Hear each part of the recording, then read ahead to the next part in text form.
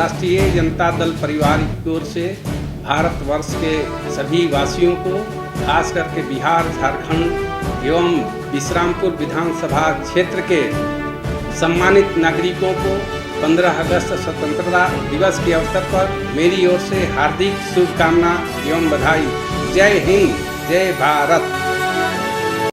लहराए तिरंगा प्यारा जिसकी शान में, सर गर्व से ऊंचा हो जिसके सम्मान में, प्रेम भाव से रहते जहां सभी मिलजुल कर, मैं रहता वीरों के हिंदुस्तान में।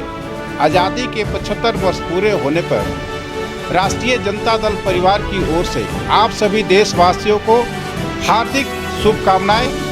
जय हिंद। कर तिरंगा को सलाम जिससे हमारी शान है, घर घर तिरंगा लहराए यही हमारी पहचान है। माननीय प्रधानमंत्री जी के आह्वान पे घर घर तिरंगा का अभियान को हम लोग सफल बनाएं और समस्त देशवासियों को स्वतंत्रता दिवस पे हार्दिक शुभकामनाएं। जय हिंद। महोत्सव है आज़ादी का, तिरंगा खूब लहराए, अपने अतीत की गाथा पूरी दुनिया को बतलाएं। जिन्होंने दी है आज़ादी अपनी जान को देकर, चलो इस दिन को उनके नाम कर जाए। पूरे देशवासियों को एवं राज्यवासियों को झारखंड मुक्ति मोर्चा परिवार की ओर से 75वें स्वतंत्रता दिवस की हार्दिक शुभकामनाएं एवं बधाई। जय हिंद।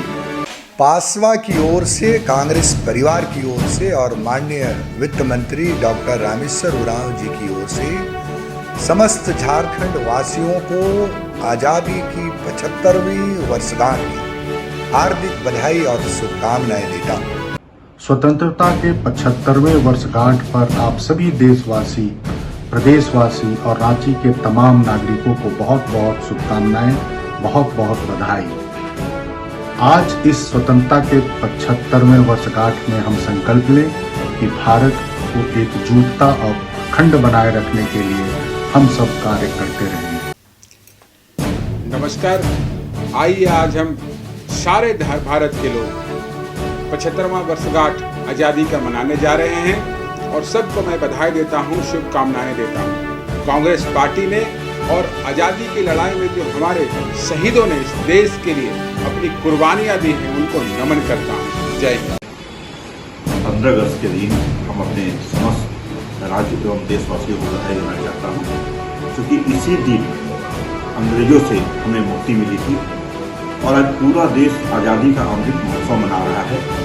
और अब हम 76वें वर्ष जो हमारा आज़ादी का है उसमें हम प्रवेश करने जा रहे हैं। तो मैं इस अवसर पर अपने झारखंड ऊर्जा विकास श्रमिक संघ, जितने जो यूनियन हमारे IACM श्रमिक संघ, झारखंड पेरेंट्स एसोसिएशन और भारतीय जनता पार्टी के तमाम कार्यकर्ताओं को मैं बधाई देते हुए उनको शुभकामना देता हूँ कि वो आज़ादी के अमृत महोत्सव में घर घर तिरंगा लहराए और इस अभियान में अपनी सहभागिता दें।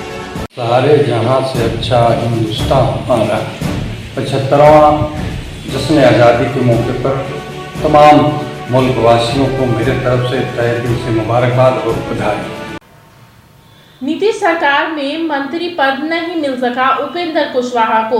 उपेंद्र कुशवाहा को अचानक से मंत्री की लिस्ट से हटाने के पीछे क्या कारण है, देखिए मुखर संवाद की रिपोर्ट में।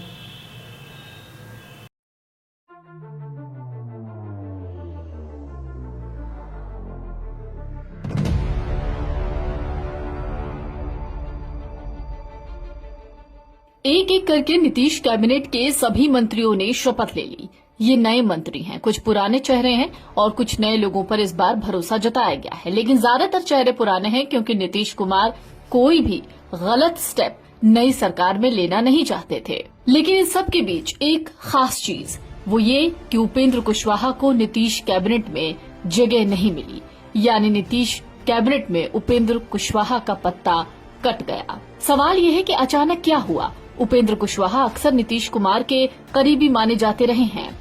नीतीश कैबिनेट में उपेंद्र कुशवाहा मंत्री नहीं बने, कुशवाहा पटना में नहीं है। सवाल उठता है कि आखिर ऐसा क्या हो गया कि जिस उपेंद्र कुशवाहा का नाम मंत्रियों के संभावित लिस्ट में था, उन्हें अचानक से हटा दिया गया। खबरें ये भी छन के आ रही हैं कि 12 अगस्त की रात को पटना के मौर्य होटल में कुशवाहा नेताओं की एक बैठक हुई थी। बताया गया कि इस बैठक में जेडीयू में शामिल कई कुशवाहा जाति के विधायक और सांसद मौजूद थे। ये भी कहा गया कि इस बैठक में जेडीयू के प्रदेश कमेटी के बड़े नेता उमेश सिंह कुशवाहा भी शामिल थे। इस बैठक में तय किया गया कि कुशवाहा समाज से जिन्हें भी मंत्री बनाना हो नीतीश कुमार बना सकते हैं, लेकिन उपेंद्र कुशवाहा को नहीं। सवाल ये है कि इन नेताओं की मौजूदगी में उपेंद्र कुशवाहा से इतनी नाराजगी क्यों थी। कहा जा रहा है कि जेडीयू में एक गुट उपेंद्र कुशवाहा के खिलाफ मैदान में था। नीतीश कुमार भले ही आरसीपी सिंह को बेदखल कर चुके थे, लेकिन अभी पार्टी के भीतर ही भीतर एक आग सुलग रही थी। माना जा रहा है कि उपेंद्र कुशवाहा को लेकर कुशवाहा नेताओं में भारी नाराजगी थी, जिसके बाद से ये फैसला लिया गया कि उपेंद्र कुशवाहा मंत्रियों की लिस्ट में नहीं होंगे। जाहिर है बिहार की सियासत में ओबीसी के दिग्गज नेता माने जाते हैं उपेंद्र कुशवाहा, जिनके मंत्री बनने की पूरी उम्मीद थी। जेडीयू कोटे के संभावित मंत्रियों के नाम की जो लिस्ट सामने आई, उसमें उपेंद्र कुशवाहा का नाम नहीं था, जबकि कुशवाहा समुदाय से आने वाले जयंत राज फिर से मंत्री बनने की रेस में थे। उपेंद्र कुशवाहा को मुख्यमंत्री नीतीश कुमार के बेहद करीबी नेताओं में से एक माना जाता है। जेडीयू से अलग होकर उपेंद्र कुशवाहा ने अपनी एक अलग पार्टी बनाई थी, लेकिन 2020 चुनाव के बाद जेडीयू में ही अपनी पार्टी का विलय कर लिया था। ऐसे में नीतीश ने उन्हें एमएलसी बनाते हुए जेडीयू संसदीय बोर्ड का अध्यक्ष बनाया था, लेकिन मंत्री नहीं बनाया।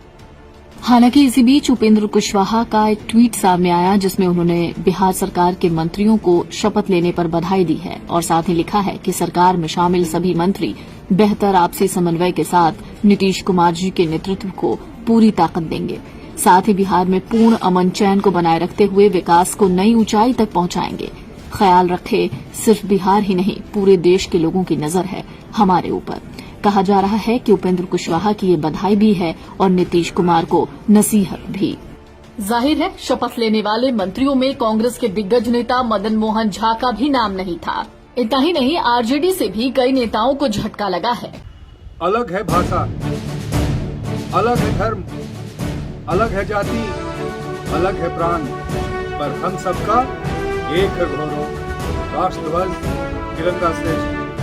75वें स्वतंत्रता दिवस की देशवासियों को राष्ट्रीय जनता दल अनुसूचित जाति प्रकोष्ठ की ओर से हार्दिक बधाई और शुभकामनाएं। जय हिंद। राजीव रंजन प्रसाद, अध्यक्ष श्री कृष्ण जन्माष्टमी आयोजन समिति की ओर से आजादी के 75वें वर्षगांठ की हार्दिक शुभकामनाएं।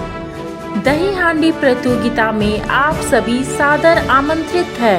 स्थान मोरहाबादी मैदान, रांची, 17 और 18 अगस्त 2022। मैं doctor Ramesh Prasad nursing home से मैं 75th इंडिपेंडेंस डे पे सभी दिल्ली वासियों को, मोरी वासियों को हार्दिक शुभकामना देना चाहता हूँ।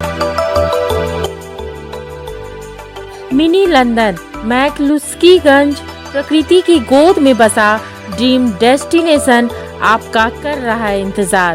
आइए अपने यादगार लम्हों को बिताइए ड्रीम डेस्टिनेशन में। राजधानी रांची से महज 50 किलोमीटर दूर आपका अपना